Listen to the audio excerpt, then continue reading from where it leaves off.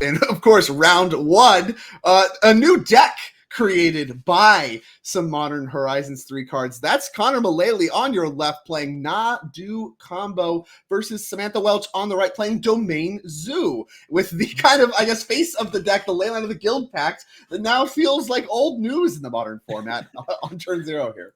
Yeah, Leyline definitely was something that kind of came on the scene, really kind of like a lot of players, took over immediately, sort of, and was like something you had to adapt to. And we've seen it kind of take a bit of a back seat due to MH3's hype, but it's still a very powerful card.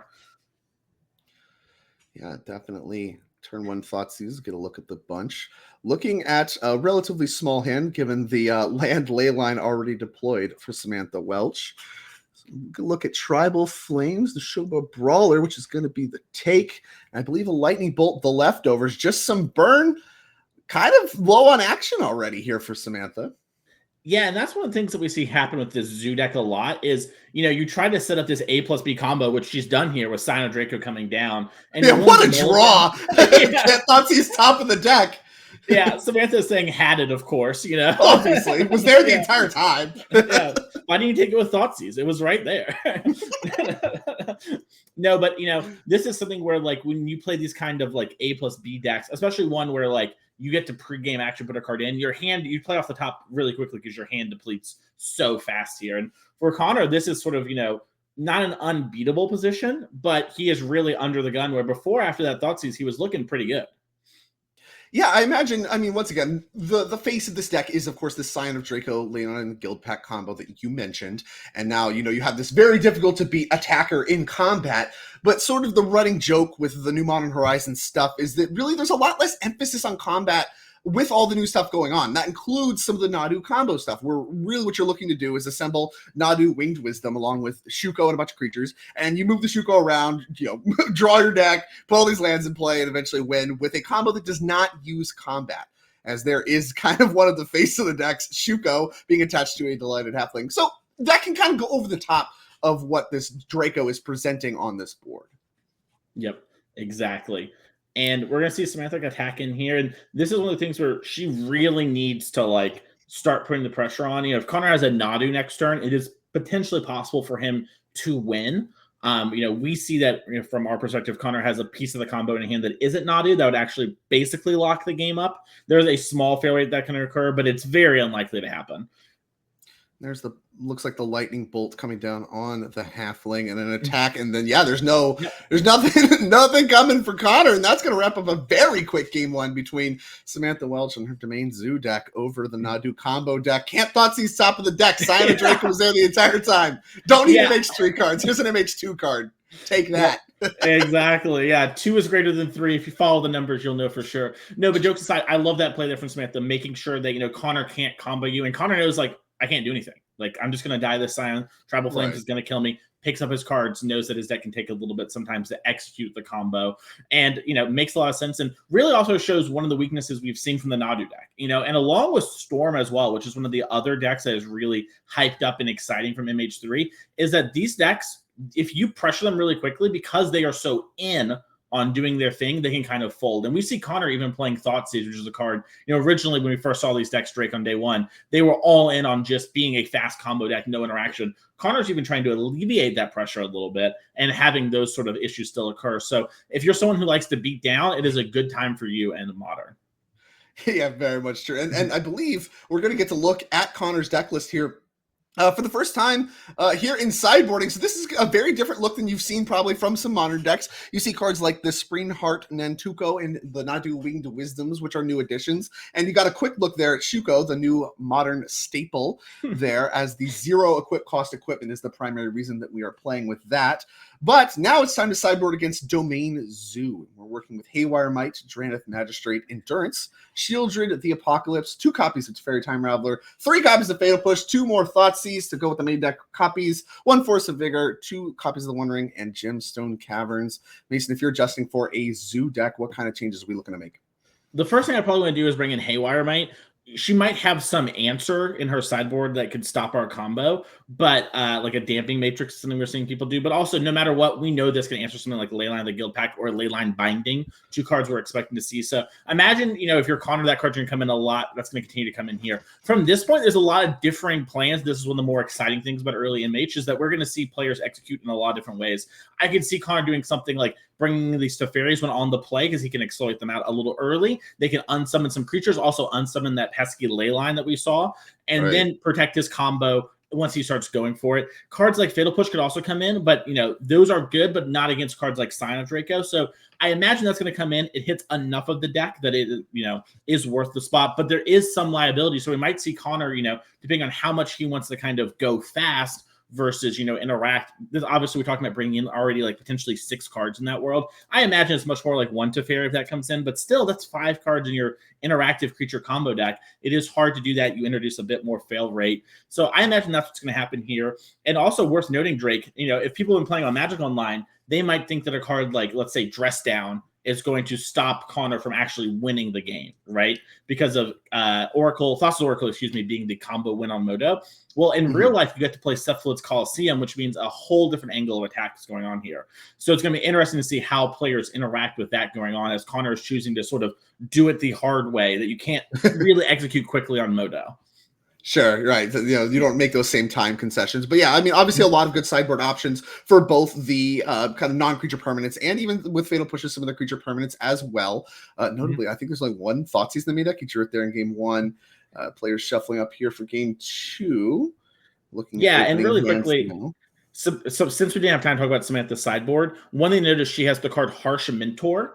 That is a creature that whenever you activate an ability, the control of that ability takes 2 damage. That is a premium sideboard card now in Modern, thanks to the Nadu combo. And if she has that, and Connor doesn't have something like Fatal Push, he's going to lose. So it might be Connor just is auto bringing in Fatal Push versus any red deck because of the chance of having Harsh Mentor, including control decks. I've seen some with that in the sideboard as sort of this pivot plan to stop the Nadu deck. Wow. Yeah, I mean, obviously that one very good. Every time you activate, your Shuko, that's 2 damage to the noggins. Your combo just straight doesn't work. Very reminiscent of, I guess, like Eidolon of the Great Revel against Storm decks. It's like, okay, what are you gonna do? You just can't combo until you kill this thing. So definitely that kind of tension going on. Didn't see any red cards off the jump in Samantha's hand. I guess I'm wrong. Here comes a Steam Vince into a Ragavan, Nibble Pilfer. Again, classic Modern start. And for Connor, Springheart and Nantuko into a less classic Modern start. Yeah, a potentially new school classic here from Connor. And one of the interesting things we're seeing from the early, we can cast that pact. One of the interesting things we're seeing early is Ragavan is still a very strong card, but a lot of early and powerful creatures for the other colors came out with MH3. And we're seeing that Ragavan, especially against decks like Nadu, can be a bit of a liability because they put so many early creatures in play. And we saw how Yawgmoth was so good at beating those decks because of this. And now Ragavan's still strong, still a really good card, but less, game warping as it once was because the rest of the game is kind of caught up to it when it comes to mana efficiency. And what I like too about, just kind of keying off this a little bit. You mentioned kind of some of the creature upgrades some of these decks get, and overall the MH3 impact on Samantha's deck specifically is fairly low. I mean, she does have some Harsh Mentors, but we don't see a flood of MH3 cards like we see in some of the other decks we're probably going to see today. But what I like about this approach is it's very classic Magic. When there's a new set coming out, people are playing with a bunch of new cards and really excited and playing some suboptimal lists or whatever. One of the best strategies traditionally in those setups is aggressive strategies. Punish this bad mana, punish these incorrect numbers of in the deck. While we're still in the tinkering phase, just get aggressive, get them dead, and punish poor deck building. And I think, not saying that Connor's deck's built wrong or whatever, I don't really know the process that went in, but certainly there's nothing agreed upon at large with the Nadu combo. And taking the aggressive strategy kind of in the face of that, I think is going to be very powerful. And that is something that I believe we are already seeing manifest here as a very aggressive start for Samantha. Yeah, it's something that definitely comes up. And this is, one of the things that happens with these early formats, like you said, is people just aren't exactly sure, right? And we do see a Tribal Flames come down, hit the Nadu. Nadu still triggers, revealed to Summoner's Pact. But yeah, even though the Nadu deck has like a lot of work going into it here, it is something where the players are still going to have to figure out what exactly those things are. And Samantha knows her deck is pretty good at attacking here. So we're seeing her push in a little bit here. And Connor has another Nadu. So the real question is, does he have a Shuko? Because if he does, this game's probably over. Yeah, that looks to be true. And Connor, if assuming these life totals are correct, which I believe they are, still actually has quite a bit of life to work with as well. So even if he doesn't, it's not like he needs to win the game this turn necessarily. And obviously things like burn spells can really disrupt your board state. And, who knows what the next turn looks like if that happens. Yeah, here comes a block on the Wild Mikado, preserving some life totals. So that's actually, we're in combat there for clarity's sake. So down to 12 goes Connor as we go back to his turn. And now we're looking at, can we Nadu combo this turn? Here's fetch land, make some creatures. I love the speed. Very practiced with this combination is Connor. Spring Heart Nantuko making some insects.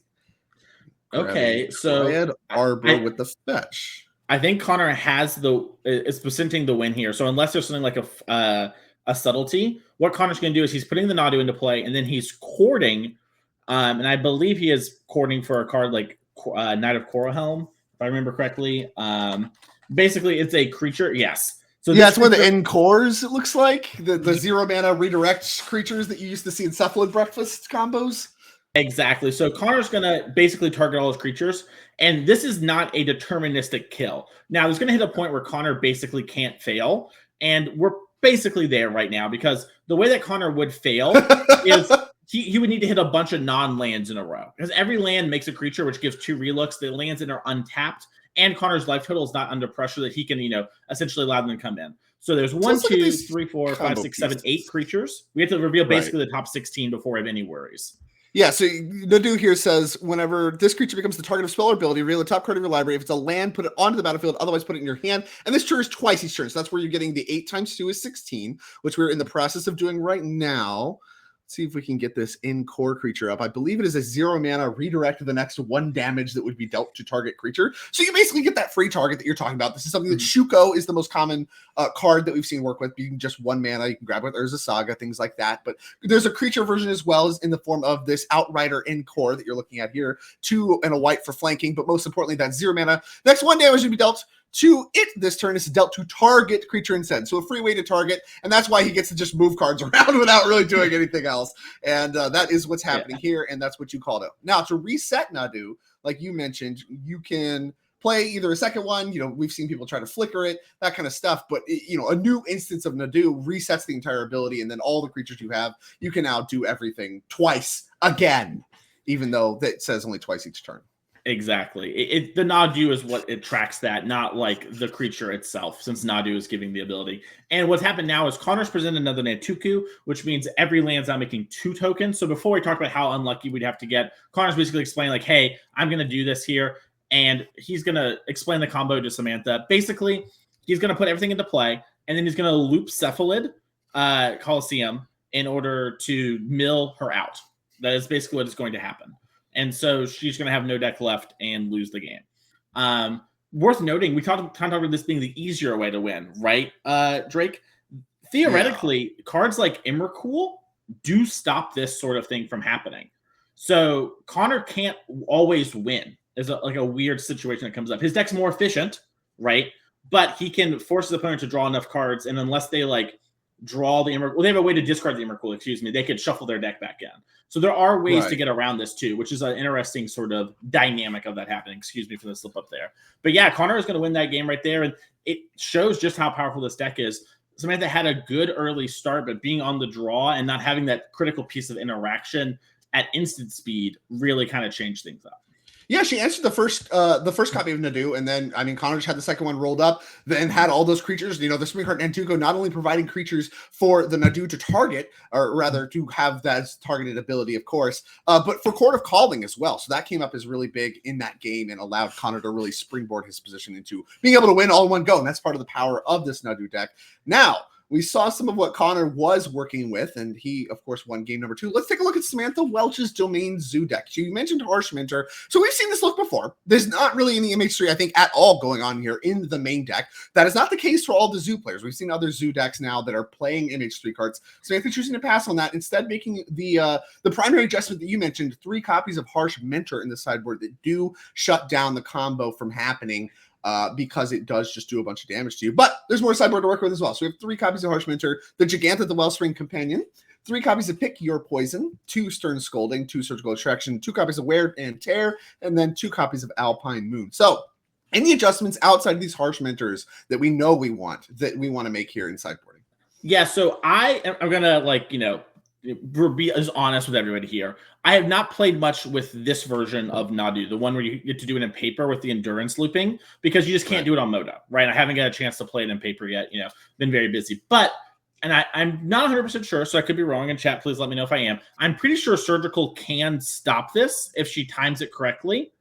And if worst comes to worst, she could Surgical out the Nadus if she's able to kill one with like a Tribal Flame or something like that. Or she kills like a Springheart Nantuku. She might be able to make the combo a lot harder for Karn to execute with the Surgical. So I'm not exactly sure. It's just a thing that I believe she can do, and she might want to do.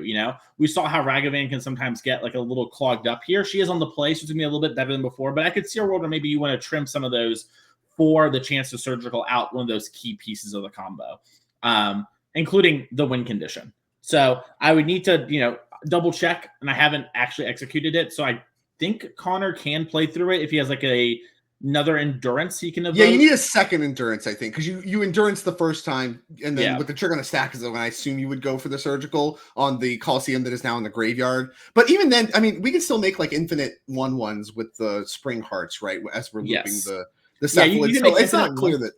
Well, but I think she can Surgical specifically the endurances.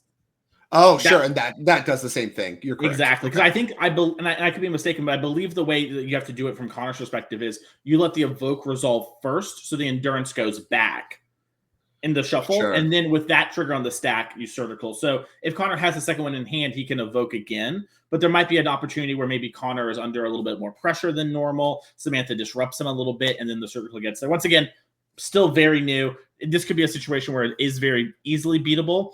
One of the things that's really cool with these creature combo decks is they are typically very resilient, as our players are mulliganing right now, so we can have them back to the future match area. Both players took a mulligan down to 6, I believe, from our little corner cam that we get to see here on coverage. But just it's a thing that she could be wanting to do, and makes a little bit of sense. And it looks like she decided to keep Stubborn Denial in, which also makes a good amount of sense, just as a way to maybe stop Connor from assembling his combo or just stopping an early Shuko. Yeah, I mean, we've seen Summoner's Packs and Court of Callings. I think at the point at which you see that critical mass of creature tutors, and of course, I don't necessarily think that it's outside the question to have things like Finale, Devastation. Any set of tutors, you're going to want to leave some amount of counter magic for those, as they are some of your better cards. I compare this to in Legacy. Sometimes you would leave some negate style effects, force negation, things like that in against elves for their natural orders and their green Zinzias and stuff, because those are some of their better cards. When you're talking about a creature combo deck, and especially like the creature toolbox looks, sometimes those are just the most powerful card at any time is the tutors, and having some extra counter magic for that, even though the rest of the deck is creatures, can sometimes make a lot of sense.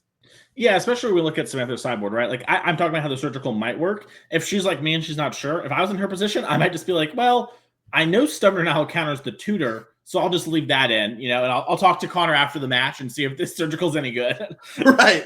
I mean, the combos, right. We're in like still the very confusing phase, and this is kind of what I'm talking about with like is the deck list figured out yet? Like, have we found the best win condition? Should we be doing this instead of just Thoughts' Oracle, like you said, the time saver on Magic Online, things like that? Not clear, as here is a layout of the Guild Pact with a very powerful start for this Zoo deck. Part of what led Samantha to a victory in game number 1 off the back of Sino Draco. Connor, kind of with his signature start, Delighted Halfling on turn 1, which is immediately getting bolted. Bolting the Halfling, the new Bolt the Bird.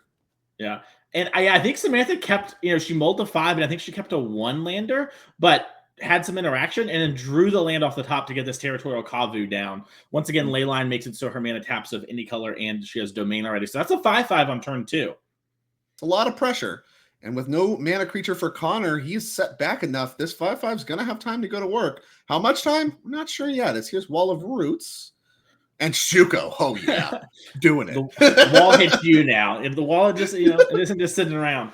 One thing to note, too, is Connor decided to bring in the One Ring out of his sideboard. We see it in his hand right now. That is actually, something we didn't highlight. And I kind of like it here as a way to just, even if he doesn't draw a ton of cards because he's maybe afraid of getting burned, just getting that one turn to, get more creatures into play and use his mana and setup can be very helpful. You mentioned Samantha keeping a one-lander on the attack of Kavu, discarding a land, has too many, flooded, Yeah. drawing a new card. And as you mentioned, she also left in the Stubborn Denial. So if Connor's main plan is the One Ring and, she has access to blue mana, Stubborn Denial could look really, really good. But I think right now she actually chose to discard a breeding pool and then missed a land drop. So if I'm Connor, I think that looks pretty scary to me. That's a lot of potential creatures in burn. I mean, obviously, can't be sure about what she has access to, but that's quite a look to discard a land and then miss a land drop. Yeah, one of the things you talked about before is like, everyone's still figuring out exactly what is the best way to Nadu, right? And next week's Pro Tour and today's event, I think is going to be very insightful into that. The other thing is, you get some advantage because your opponents are trying to figure stuff out like we were with the Surgical, but also Connor's not sure what the average plan against him is. One of the things that we learn about these creature combo decks is you learn how to fight through this stuff too. Connor might be thinking like, okay, can I even beat Stubborn Denial if she didn't sideboard that out? Like maybe Connor thinks it isn't very good, but if she has it and it lines up well against his hand, then it doesn't matter if it's good or not. It just beats him. As we do see the Spring Heart get bestowed here. I don't think I've ever seen a Wall of Roots with so much stuff equipped and bestowed. You don't typically see auras and equipment on your Wall of Roots, but here we certainly do. And this is part of kind of the weirdness of this deck. As here comes a copy of Wall of Roots. So we did pay the 1 in a green that comes with the ability, and now we have another Wall of Roots in order to kind of springboard the mana forward a little bit. Yeah, and we see Samantha's hand here is a binding and a Kavu, and I think what she did is she wanted to hold up the binding in case she got comboed, and I think that was maybe a spot where she had to, potentially tap out and risk it to hope that it doesn't give Connor more time, because what's happening now is, Samantha is trying to respond to this ability on the stack to get rid of this thing, but we still get the first copy of the Wall of Roots. And now, there's chump blockers and more mana for Connor. So, one of those, definitely those hard spots where it's like, do I go for this now? Do I hold up to not get comboed? What do I do? One of the advantages right. Yeah, that's exactly the tension, right? Is you're talking about, well, it's probably opportunity to do this now, but what if there's something that kills me? And even still, I mean, getting rid of the Spring Heart and Nantuko bestow is meaningful. Connor can't just block with Wall of Roots and then end up with the Spring Heart and Nantuko in play, able to make more chump blockers. It is still something good to answer in this way. So I don't think necessarily getting rid of it, even after the point in which maybe it was more optimal or maybe not, who knows, because you don't know what's coming. It's still a good thing to get rid of, as Connor now just looking at mana. Now, we do know he has a copy of the One Ring, but Samantha does not.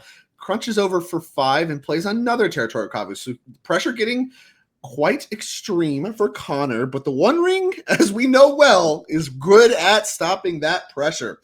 Here we go. Get a look at the, the old news, per se, from the Tales of Middle Earth, that mythic card. Indestructible, and of course that trigger is what matters here. He enters the battlefield, if you cast it, you get protection from everything until your next turn. So Connor, even though facing down lethal damage, theoretically can take the entire hit, and he's fine. He has protection from those Territorial Kavus until his next turn, and then of course does all of the drawing that it is well known for. The damage to him it will do. Doesn't have forever, but doesn't need forever, as he can win all in one go from a very low base. And that's part of what makes Nadu powerful with the Shuko already dialed up. We'll see if Samantha can do any amount of prep work in order to not get comboed on this next turn. Yeah, one thing to note is Samantha can still attack and get her rummage triggers from those Kavus.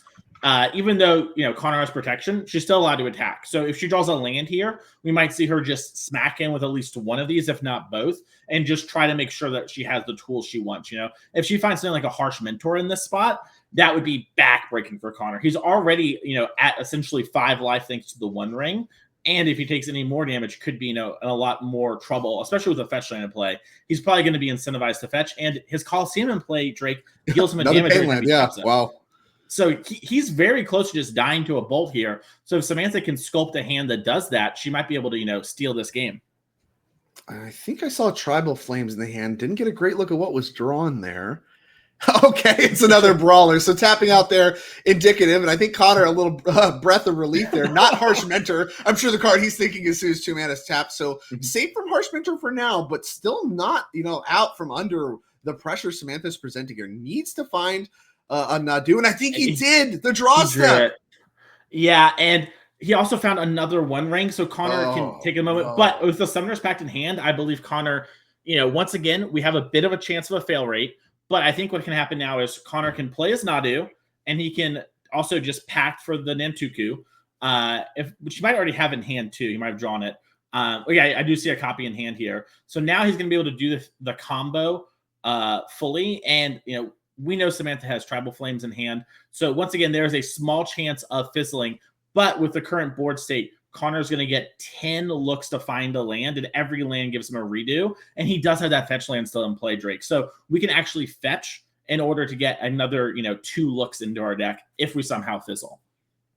I believe Connor is explaining to Samantha all of what you just explained to me, more or less. Now, shocking on the Temple Guard. Yeah, I mean, we have a bunch of shock lands in our deck, so that's maybe a little awkward because you kind of depend on those maybe a little bit. There is Endurance. Okay. There is Forest. That's got to be a good hit. Untapped Mana. And there's our Insect. Okay, there's Wall of Roots. That is plus, it's mana neutral and then generates a mana with 2 more looks. So, yeah, another Wall of Roots, too. That is, being an accelerant and a thing that in these sort of spots lets you kind of, make it so you really can't lose is very nice. I believe that's a Gemstone Cavern there for Connor. Yeah, I don't know why he's reading it, but I believe that's a Gemstone Cavern as well. Comes in untapped, legendary colorless land. There we go. Yeah, to be fair, that is one that does seem like it would enter tapped if it wasn't, in your starting hand. Sure, yeah, it just sucks entirely if it's not your starting hand. And here is a Convoke. So we did find a Chord of Calling, and that chord is going to be for 2. Mm-hmm. Another Spring Heart with 2 fetch lands seems appealing to me. And of course, we have things like Teferi to reset Nadu too, if we have enough mana, which is not, I think, outside the realm of reason. So I think we're all rolled up here. These hits have not been weak for Connor, and I think Samantha really needed these hits to be bad. Yeah, our Player of the Year 2022, Connor Mullally, really wants to get back to our Players Championship. Sort of talked about, last year, didn't make it back, was, doing a bit of real life stuff, got out of college, started his job. But now, everything's good. And Connor playing the Pro Tour next weekend, maybe with this deck, we'll have to see what he decides to do. But he wants to be here. And, this weekend, end of our season 1, like we talked about. And Connor, is kind of just on the outside of being in, a real, like the top spot already for our season 1, right? Tim Hatch kind of has a solid lead on everyone by about 15 points. And then Connor's about 6 points behind second place. So a good finish this weekend, not even a win, might lock Connor up for season 1. Yeah, I mean, a win obviously does it right away. Number 9 on our leaderboard, I believe, is Connor Mullally. Mm-hmm. Like he needs a good finish here. Obviously, if he wins it all, he's in right away. If he, just has like a good finish, generally like top 8, top 4, and the rest of the leaderboard doesn't, now he starts looking at one of the season 1 invites and just gets it locked up there, all done in season 1. And then, of course, great prep for the Pro Tour. So the great tournament for Connor and a great start, able to win the match over Domain Zoo despite some aggressive looks from Samantha and a little bit of interaction, very resilient around the burn spell she presented, was still able to get it done. No harsh mentor, I think, kind of a heartbreaker for Samantha. She's starting out with a loss with her take on Domain Zoo. Would have been very timely for her in the previous turn cycle. Yep. Yeah, unfortunately, she mulliganed to 5, put up a lot of good pressure, but this Nadu deck, it is like the players are learning, they're putting a lot of time into it, and especially our Pro Tour players, they are going to be very much on top of like what is the newest, hottest thing. And the real question is simply, is this Connor's deck he's playing for the Pro Tour? Is this like an older version? Like, is he allowed to play the hottest tech Nadu his team has? We'll have to figure that out as the day goes on. But I do think we have a backup feature match potentially. So we'll see if we can get that on for you here in a second for more Magic. But yeah, Drake, we're going to be here all day today. We're going to be doing a lot of Magic. And it's going to be very fun to see sort of what players are doing with MH3 and sort of what decks they choose to bring. As it does look like we're ready for a backup match. Yeah, and you mentioned what decks are they going to bring? Well, here's some more switch-ups. Mason Grody still playing Heliod as, he is known to do. But 4 copies of Nadu Winged Wisdom in that deck, including, I believe, the Heliod stuff. And Chris Smith, quite a pivot off of his typical Golgari Yawgmoth that he's very well known for playing. Our stuff is backwards for what it's worth. If you see here, that's Chris's on the left and Mason's on the right in real life. You can see because, currently it looks like Chris is wearing green, yet I can see on the camera Chris is not. So we have our stuff backwards. But yes, Mason Grode playing his Heliod deck like normal. It's just a little inverted. We'll get that fixed in a second. Sure. And like you're saying, I just wanted to give a call out there for Twitch chat. I know Twitch chat can sometimes get a little confuzzled, and I'm here to help, baby. Don't worry. We're going to walk through it together. But this new Belcher deck, Yeah, very exciting. One of the big additions from MH3 was, these 20 MDFC lands, right? Now Belcher has even more untapped lands and can win very early. Right. When you talk about traditional Belcher, typically it was done in Legacy with a bunch of spirit guides and all the rituals and things like that are presented. You would have one land. You had a single Taiga in the deck. But since they've printed all these, dual-faced, I guess, cards that have lands on the back, those aren't lands in the front. So now Goblin Charbelcher is, as they say, stonks. And as you can see, poor Chris has to turn every one of his cards around in order to play them, just to play his lands for turn, and is doing so as Prosperous Innkeeper the start for Mason Grody. Mason Grode, my apologies. I believe it's. No, you're good. I know you're just calling me Grody. It happens. Yeah. Interesting. So that we have, I believe, green and red mana still. So I guess staying to the true red-green Charbelcher look for the Belcher deck. And now this deck does feature some cards that I guess also have gotten a lot of stocks with MH3, and that's the Desperate Ritual, Pyretic Ritual, Manamorphose stuff. Cards that I, near and dear to my heart, seeing less play in Modern of past. Now all of a sudden with the Ruby Storm deck, this Belcher deck, rituals are back on the menu, combos back on the menu, and this is a big shift in paradigm for Modern. This Belcher deck certainly not something that could have existed prior with all the free interaction. And here is Mason Grodes, one of his first MH3 cards he's going to present in Guide of Souls. And Pasaju Who Endures coming after some of the mana base. I believe this is just a Stone Rain, right? There's no, you can't play any lands, so it's just 2 mana Stone Rain you. That seems strong. Yeah, it is a very good card in this sort of matchup. Like you were saying, these Belcher decks, they don't play any normal lands, so that when they, get the early Belcher, they just win the game. And, Chris has some stuff like Desperate Ritual that can shoot him ahead on mana, but I don't think he has anything to do. And being set back a turn against a deck like Heliod is potentially game, losing, because Heliod can gain more life than the Belcher deck can do. Quick look at Guide of Souls there. Now, this is an energy maker. It is an energy card, but works all on its own. Don't really need a lot of other energy support to make this one work, because if you just play a creature, it's a Soul Ward, right? And that's part of the Guide of Souls. It's part of the callback. It's the soul sister of the set.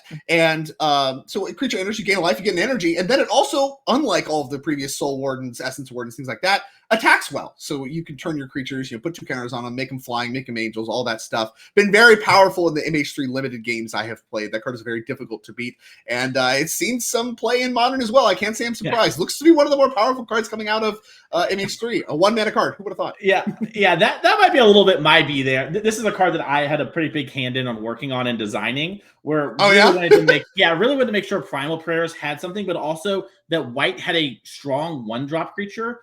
Because a lot of the colors got something, and Esper Sentinel is sort of a card that kind of fits that mold, but not really. And so giving this a chance to actually be a real card with the attack trigger, while also being something that enables some of the synergies and goals of the set to have energy. We want energy to have a little bit of support. We don't just want to release it as only a limited archetype. So this card doing a lot of heavy lifting in that regard. I've been very impressed to see it in play against, with all these different decks. And, it's even in some of the newer scam lists as well, as just, a way to be the white-ish Ragavan is what I've heard some people compare it to, which is an interesting comparison.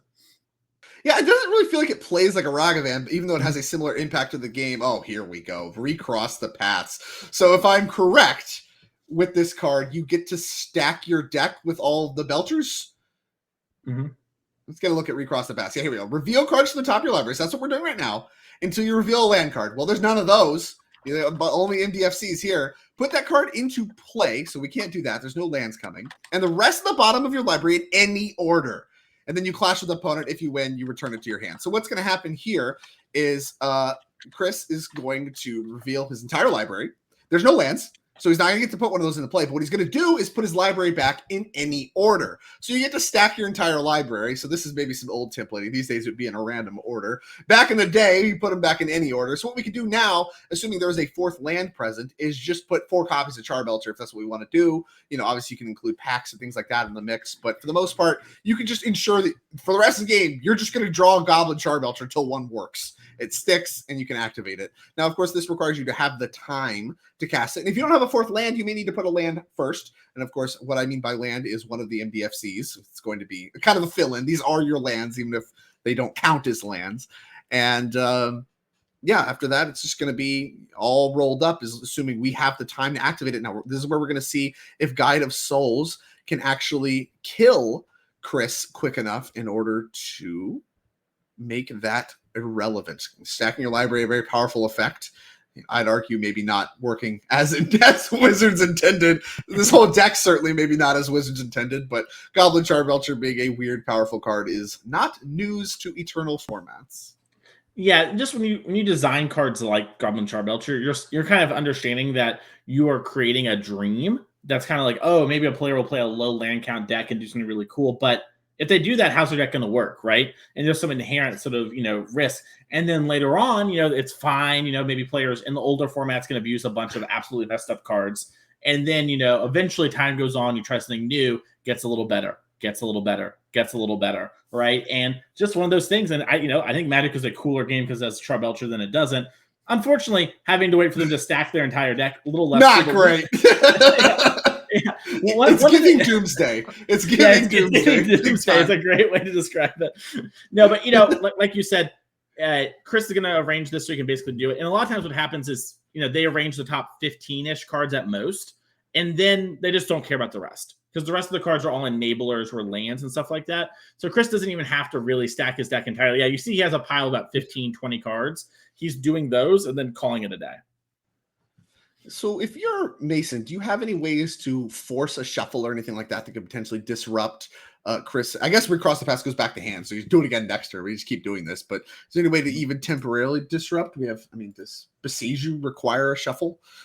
Beseiju does not require a shuffle, I'm pretty sure. So that's a spot. Now, there are new cards like Disruptor Flute in Mason's sideboard, and that's the thing that is basically a Pithing Needle that also makes spells cost a little more. So we could see that go on Goblin Charbelcher, and even if Chris has something set up to answer it in his deck with one of his Belcher piles, it might be a situation where it buys Mason another turn. And like we talked about, if Mason gets Heliod, he can just sort of, gain enough life that it doesn't matter, right? He'll just have infinity life, and Chris can't shoot him for that many times in a row, typically. Right. Yeah. The life gain from the Guide of Souls, something that can matter. The Spike Feeder, of course, can do infinite mana combos with Heliod. And here is an opportunity for that. Collected Company, kind of one of the namesakes of these creature combo decks, and certainly a namesake of the Heliod deck, both Spike Feeder and Heliod. There's Heliod and Ranger Captain. Ooh. Okay. Ranger Captain's what I missed. You can't cast non-creature spells. So if we pop this, even despite the fact we're about to gain infinite life, we're just going to be able to make it so Chris can't play any non-creatures, which probably means Mason can win the game. Once you have infinite life and a turn off, it's only pretty good. And yeah, Mason is showing he has this Walking Ballista as well. So he can this turn gain basically infinite. On the beginning of Chris' next turn, sack the Ranger Captain. Then on his turn, he can cast the Walking Ballista. The Ranger Captain is tutored. Start gaining life again, put the counters on Walking Ballista, give it lifelink, kill Chris. So I believe unless Chris has some, unique card in his deck, he's going to be in trouble. Now, the deck and different builds got access to a lot of new cards, right? So if you have blue, there's cards like, I believe, Sun Stupor, or Sinking to Stupor. Sorry, it's the official name. Yeah, that is an unsummony sort of Aether Gusty type card. And that could be something that Chris could do, but Chris doesn't have the colored mana for it. Right. Yeah, we're missing all kinds of colors, and there's actually some counter spells in the Belcher deck as well. So like maybe, things, there's even a copy of Offer You Can't Refuse. You mentioned Sink into Stupor, Pact of Negation. Those probably needed to have come down on the Pact, but even then you can't win. You only have 3 mana. You don't have any blue. So not really set up to use any of the interaction, as poor as it is, in the Belcher deck. So that is going to be game number 1 going to Mason Grode. And that is, I guess, not really the look of Modern we've seen before. Mason, of course, some of them we've seen play Heliod quite a bit. Now, of course, Guide of Souls, Nadu, those are new additions to his deck from MH3. And they, as we've seen, Guide of Souls already looking pretty powerful for a host of reasons. But they, Chris Smith swap from Kokar Yawgmoth to Belcher, newcomer to the format, and potentially a mess. Assuming it's allowed to continue to exist. So you mentioned some sideboardings, disruptor flutes, things like that. Because this is a backup feature, we're not going to go over the sideboard lists as we have the game 2 dialed up right away. But you can expect there's going to be some changes from both these players, as there's a lot of potential sideboard hate for Charbelcher. And Belcher actually has some options as well, bolts and things of that ilk, to help answer some of the creatures. So a little bit of light sideboarding, I'd imagine, but we're going to dive right here into game number 2, and already at 3 mana as I'm talking is Mason Grode. Yeah, Mason has Utopia Sprawl. It's kind of a mainstay of these decks, and that's a card that's actually quite strong. It's essentially a mana dork, but is very hard to remove compared to normal ones. Like you're playing against somebody, their bolt doesn't really work here. Might work in other pieces of your combo, but not on this one. And just allows him to skip ahead to this Ranger Captain, which buys him a lot of time. A lot of Chris's best ways to win on the next turn involve doing something like Ironcrag Feat into a Belcher. And if Mason, basically turns that line off by saying, well, I'll sack this Ranger Captain, essentially countering your Ironcrag Feat. Yeah, I mean, there's a ton of rituals, right? We see a copy of Ruby Medallion in Christmas deck. We see, just various rituals, Strike It Rich among the mix as well, just like random kind of ritual effects. But yeah, just Desperate rituals. There's Pyretic rituals. There's even Metamorphoses and things like that. And Ranger Captain, you can just respond to any of those. So that makes the fast kills for Christmas deck a lot more ambitious, because if you're making this mana, Ranger Captain can be sacked at any point. That's it's kind of a disaster. And that Ironcrag Feat, typically the best way to do it all in one go, makes 7, 4 for Belcher, 3 to activate. That does it all in one shot. Ranger Captain can just shut all that down. So powerful deck for all the reasons you just mentioned. I'm sorry, powerful card for all the reasons you just mentioned. And does not need to sacrifice it in response to recross the paths. So we're just going to get a look at the deck and how Chris sideboarded. And he gets obviously Lightning Bolt there at the front. Unsurprising to see those among the mixed engineered explosives, other forms of interaction available as well. And Ranger Captain uncracked, something that can get attacking, or you can even crack it prematurely to shut off Lightning Bolts for the turn. And that way maybe you can combo ahead of schedule around a Lightning Bolt that you may or may not even know about. Yeah, it looks like Chris is very quickly knows exactly what he wants here. Has his Reforged the Souls, got his pile put together there, and is basically just, like we talked about last time, setting up to win, and doesn't need to set up his entire deck. Just needs, to make sure that he has what he wants. And yeah, you're seeing him doing a little bit of shuffling around. It's like, okay, I'm going to plan to bolt this and then plan to go off on the future turns. So that's pretty interesting to see. And this is one of the awkward parts of Recross the Path. He just gets to literally stack his deck. It feels like cheating. I mean, everything about this deck feels like cheating. It's like you're not playing with lands, so that already, we're already not starting from you're not playing a Magic deck to now I get to stack my deck. You're like, okay, wait, come on. What? Yeah. Oh yeah. Also, I play this artifact. I activate it. You just die on the spot. So that's cool. That's what's going to happen in this match. Everything about this deck is certainly, I think, things that players at the kitchen table would complain about. Fortunately, traditionally has not been one of the dominating forces in the format, despite this kind of shape existing for a long time. We've had MDFCs for a while at this point. People have known about this Recross the Path thing for a while. These are cards that we've seen. These are cards we know about. This is the first time we're seeing kind of maybe a critical mass of MDFCs where we get not only ones that enter untapped, but also are just real spells that are worth casting too. And that is a meaningful improvement to the deck. So there are, even though this has been a force in the format, something that has been known about, it has been traditionally weaker than the other things going on. Chris, I guess, taking the gamble here, maybe this is something worth doing now. And obviously, down a game against Mason Grode, maybe not the matchup you want to see because Infinite Life does just beat you, but yeah. Another interesting thing about this from Chris, first off, Chris is someone we talked about, a lot of success with Golgari Yawgmoth. Felt like that wasn't what he wanted to do here, which is interesting. Chris is in a pretty good spot on the leaderboard, all things considered. Not in the best position, but, can definitely string it together. He played our player championship last year, but he is down to play decks that are a bit more, let's say ambitious. He is someone who is down to be like, okay, yeah, I am willing to take a risk on a combo deck in these early stages of the format, which I have a lot of respect for. It can be very easy to show up here and just be like, I'm going to play my Yawgmoth deck. It's quite good. I'm going to be fine. And I'll just, maybe I'll lock up a top 16 or whatever, And Chris is saying, no, I think this is a lot different. And the ability to, have all untapped lands compared to before, where mostly untapped lands, is a huge difference. Definitely. Esper Sentinel added to the mix. Ranger Captain actually getting beatdowns going. So maybe we're looking to attack. Still vulnerable to Lightning Bolt. Turn Timber Symbiosis. That one costs 3 life to enter untapped, which, once again, if you're beating down, now these 3 life untapped MDFCs start to have a real cost to them. As down to 11 is Chris Smith. And here's Disruptor Flute. I don't know when we're responding to this, but I assume there was a passing of priority through phases. Oh no, new card and a reader. So maybe we'll get a read too. This is a card you called out as very powerful against Belcher. Disruptor Flute, 2-mana artifact with flash. And of course, we see it cast on Christmas turn, so it does have flash. Here's battlefield, choose a card name. Spells the chosen name, 3 more to cast. And activated abilities of the source can't be activated unless they're mana abilities. So this just names Charbelcher, correct? Yeah, I mean, you could name Charbelcher essentially a Pithing Needle. You could also, one of the cool things about this card, right, is you could name something like Ironcrag Feet, right? Now, it won't stop the Ironcrag Feet from resolving, but it will, put you in a position where Ironcrag Feet is like, costing 3 more. Now, obviously, in this spot, you want to name Belcher, but the upside is the second copy can name something like that, or something like, Reforge the Souls. Here, if we had named that, we could have been in a very interesting spot for Chris, where his whole deck might not have worked.